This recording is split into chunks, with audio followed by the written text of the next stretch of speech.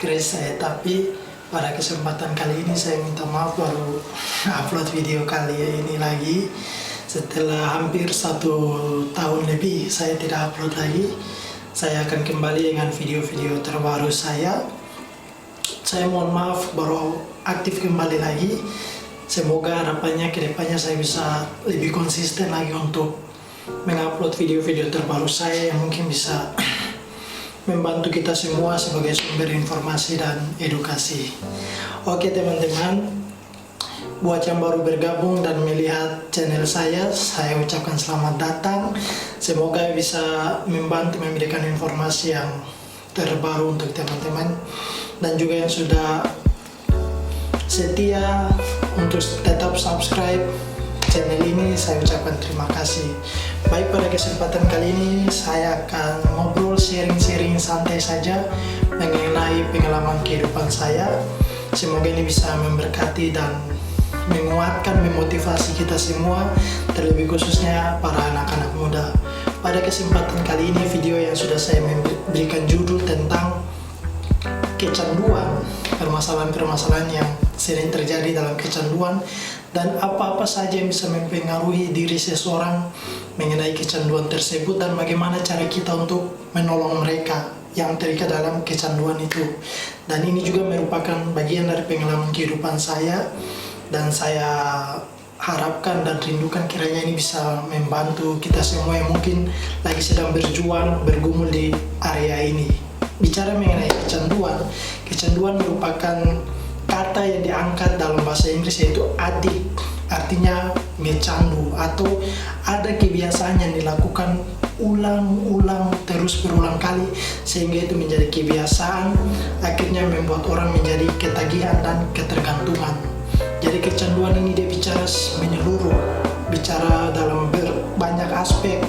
Misalnya kecanduan pornografi bisa, kecanduan miras, kecanduan narkoba, kecanduan rokok, game, media sosial juga bisa masuk, dan semua aspek yang bicara tentang kecanduan. Jadi ada hal yang diulang-ulang, dan melalui perulangan itu ada kebiasaan yang akhirnya membuat seseorang itu menjadi ketagihan. Dan apa sih yang merusak dan mempengaruhi diri seseorang tentang kecanduan ini? Dan ini yang paling sering terjadi di kalangan anak-anak muda, tidak lari jauh dari anak-anak muda. Dan banyak sekali para anak-anak muda ini dia jatuh dan terikat dalam sebuah kecanduan itu.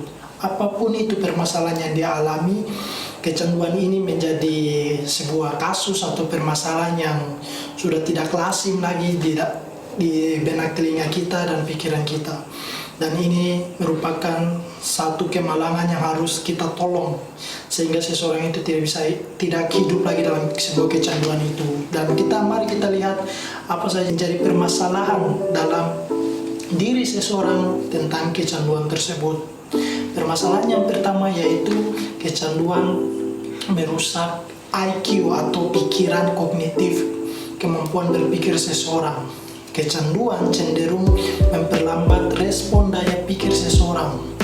Misalnya kita angkat satu kasus sederhana, kecanduan pornografi.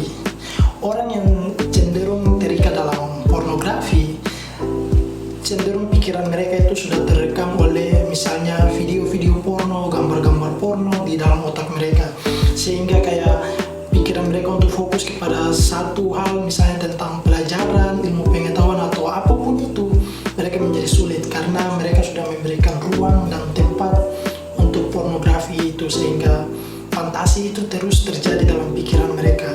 Itu yang merusak. Atau kita angkat kasus misalnya narkoba. Orang yang cenderung menggunakan zat-zat adiksi itu otak atau ada sel-sel di dalam otak mereka itu rusak, dan itu yang sangat mempengaruhi, sangat kuat dan menonjol, yaitu pikiran kognitif dan apapun itu menjadi terganggu.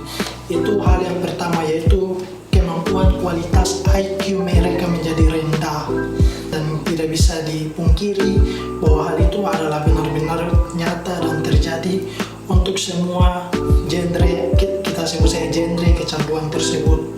Lalu bicara mengenai kognitif dan kemampuan berpikir seseorang itu.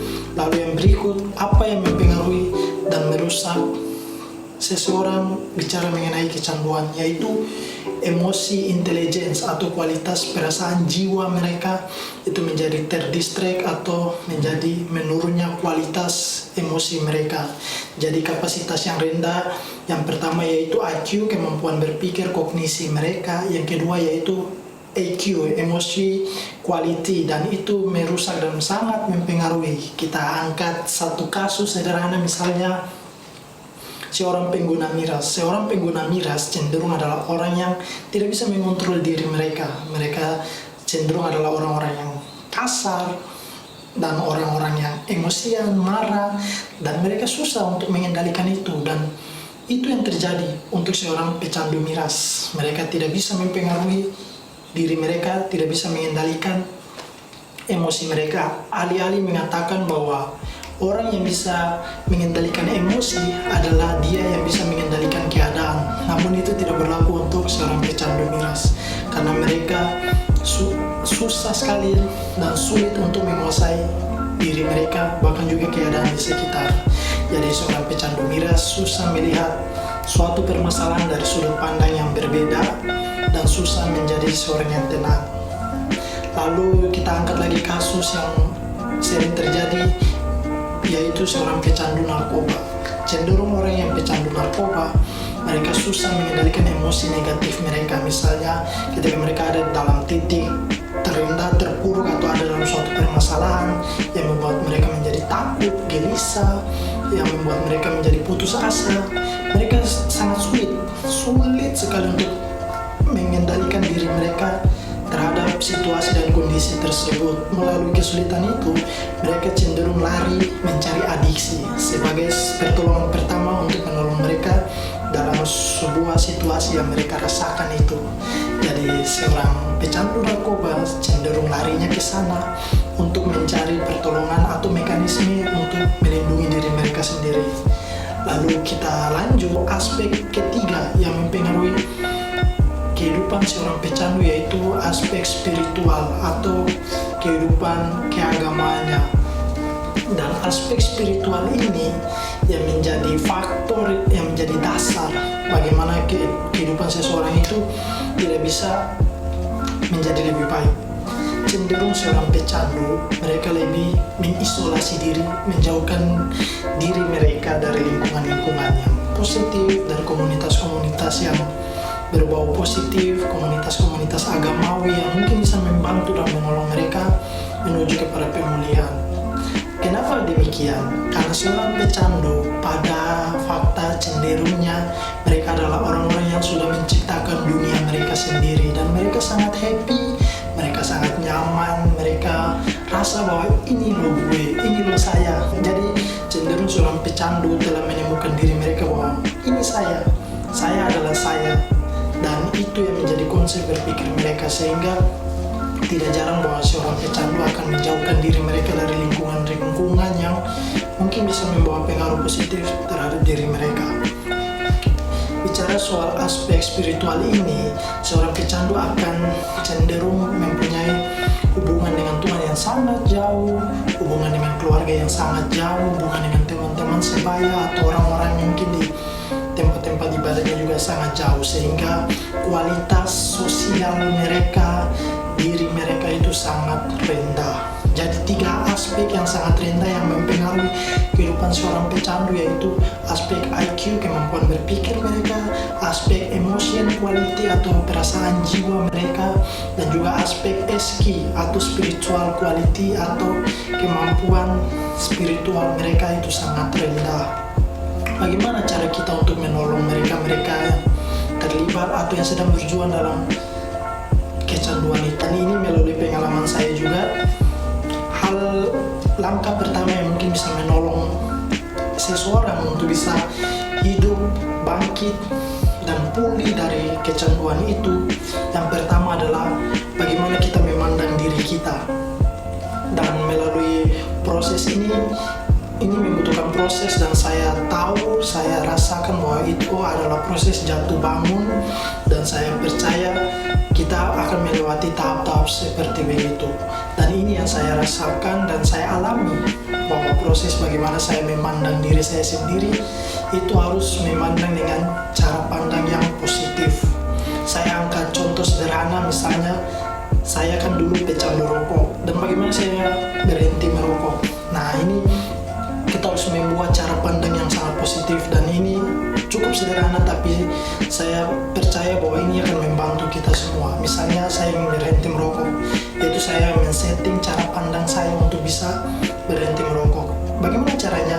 Yaitu saya memandang diri saya dengan saya berpikir, oh, saya bukan perokok, saya bukan seorang perokok. Nah, melalui langkah pikiran sederhana seperti begitu, saya percaya bahwa ada muncul motivasi atau dorongan untuk kita tidak melakukan hal tersebut. Kenapa demikian? Karena kita sudah men-setting pikiran kita bahwa saya bukan perokok.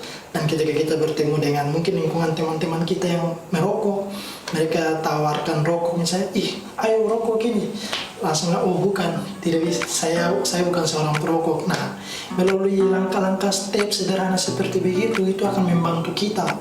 Nah, melalui langkah pertama yaitu bagaimana cara kita memandang diri kita, kita melihat semua yang ada dalam diri kita, setiap potensi-potensi yang kita punya.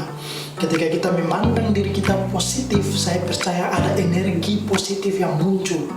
Melalui energi positif yang muncul itu yang akan menjadikan dorongan atau motivasi kita untuk melakukan hal yang positif. Karena pada dasarnya kita melakukan sesuatu itu karena pikiran atau otak yang mengendalikan diri kita, dan bagaimana kita men-setting otak pikiran kita dengan hal-hal yang positif, dengan nilai-nilai yang positif, dan melalui hal tersebut yang akan mendorong kita melakukan hal yang positif. Langkah yang kedua yaitu mengganti lingkungan pergaulan kita. Misalnya kita yang tadinya bergaul dengan orang-orang yang perokok, miras, narkotik misalnya, kita mengganti dengan lingkungan yang bukan ada di masa lalu itu. Misalnya kita bergabung dengan komunitas baru yang bisa membawa nilai-nilai dan pengaruh yang positif, dan ini sangat membantu sekali teman-teman dengan bergaul atau terjun ke lingkungan baru yang mungkin teman-teman di seputaran lingkungan gereja, masjid yang berbau agama yang bisa memberikan nilai positif ke dalam diri kita. Kita libatkan diri kita ke situ. Saya rasa bahwa ini mungkin tidak nyaman kita sebagai orang yang hidup dalam kecanduan. Saya rasa itu mungkin tidak nyaman. Tapi saya percaya melalui proses itu kita akan terbiasa. Dan saya percaya ketika kita bisa berhenti dari kecanduan itu karena kita terbiasa. Nah, jadi seseorang bisa berhenti dari kecanduan itu yang pertama adalah bagaimana dia memandang diri dia sendiri, men-setting pikirannya untuk tetap positif, bahwa misalnya saya bukan perokok. Nah, lalu yang kedua yaitu mengganti lingkungan pergaulannya. Dan alhasil dia bisa berhenti dari sebuah kecanduan itu karena dia terbiasa. Jadi cenderung orang yang pecandu itu dia akan menciptakan sebuah sensasi atau fantasi yang bisa membuat hasratnya bahagia. Seperti yang itu di kehidupan yang lama. Dan melalui kehidupan yang lama itu dia menjadi sebuah kebiasaan. Dan melalui kebiasaan ini menciptakan sebuah settingan di dalam pikirannya atau melahirkan hormon dopamin yang membuat dia bahagia, sehingga ketika dia mencari kebahagiaan itu dia lari ke kecanduan tersebut. Nah, bagaimana cara dia untuk berhenti? Dengan mengganti lingkungan. Ketika dia mengganti lingkungan pergaulan, lingkungan pertemanannya, dia akan terbiasa dan dia mulai perlahan-lahan akhirnya dia bisa berhenti. Dia bisa berhenti karena apa? Dia sudah terbiasa. Dan sehingga melalui kebiasaan itu orang-orang yang ada yang memberikan nilai-nilai positif itu akan memberikan settingan atau rekaman dalam pikiran dia tentang hal-hal yang positif tersebut.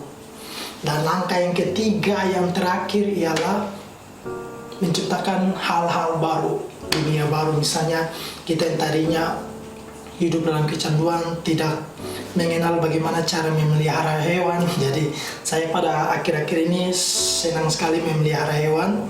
Kenapa demikian? Ketika kita melakukan sebuah aktivitas rutinitas yang baru, itu cenderung membuat atau menciptakan sensasi yang baru. Melalui sensasi yang baru itu menciptakan sebuah kebahagiaan atau ada hasrat yang dipuaskan. Melalui kebiasaan yang baru itu, melalui aktivitas dan rutinitas yang baru itu. Dan aktivitas dan rutinitas yang baru itu kita menemukan sebuah sensasi yang tidak kita ketemu di masa lalu tersebut. Nah, melalui pengalaman ini, saya percaya bahwa memang benar kehidupan di masa lalu, hidup dalam kecanduan itu sangat memuaskan hasrat kita. Meskipun sementara tidak bisa dipungkiri, saya juga pernah mengalami titik seperti begitu dan saya merasakannya. Tapi bagaimana untuk kita bisa move up, bangkit kembali untuk memperoleh kehidupan yang jauh lebih baik dengan menciptakan sebuah kehidupan yang baru, yang lebih baik. Karena kecanduan adalah sebuah permasalahan yang sangat menghambat dan mencelakakan kehidupan banyak orang, terutama para anak-anak muda. Dan melalui 3 langkah tips sederhana ini, saya rasa dan saya percaya kita semua pasti bisa. Kita bisa karena kita terbiasa. Dan untuk pulih dari sebuah kecanduan, kita tidak bisa mengharapkan orang lain, mulai dari diri kita.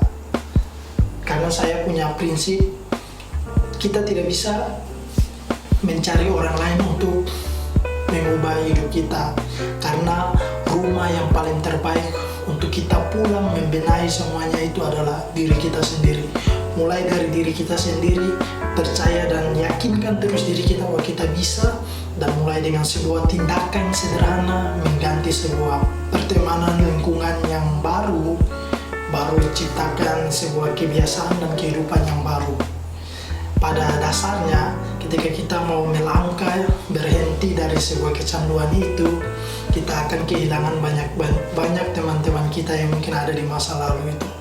Dan pesan saya untuk teman-teman yang mungkin sedang berjuang, tidak apa-apa kalau kita harus kehilangan banyak teman. Yang penting jangan kita kehilangan diri kita sendiri, karena diri kita lah yang sangat penting, dan yang menjalani kehidupan ini adalah diri kita sendiri. Saya percaya teman-teman semua pasti bisa, saya bisa, dan teman-teman juga bisa.